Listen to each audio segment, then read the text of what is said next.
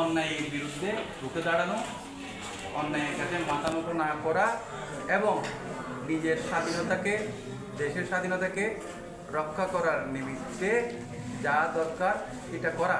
সর্বোপরি আমরা সাধারণ মানুষ বলতে গণতন্ত্র বোঝাই। গণতন্ত্রের সংজ্ঞা হচ্ছে যে আমরা যা করব সর্বসাধারণের, যেটা 9 জুলাই আন্দোলনটা হয়েছিল, তো ওই আন্দোলনে যিনারা শহীদ হয়েছেন তাদের আবারও শ্রদ্ধা পরিস্মরণ করছি।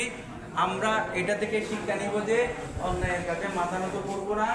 দেশের স্বার্থে, দেশের জনগণের স্বার্থে, সার্বিক স্বার্থে, সবার স্বার্থে আমরা দেশের মানুষের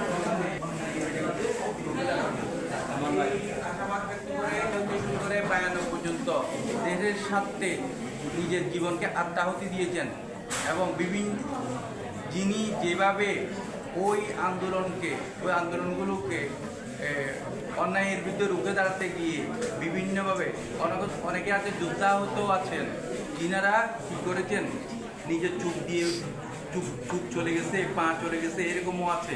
তো সবার যিনারা বেঁচে আছেন তাদের দীর্ঘায়ু কামনা করছি। যিনারা দুনিয়া থেকে চলে গেছেন তাদেরকে আল্লাহ সর্বদান করুক, বেহেশত দান করুক।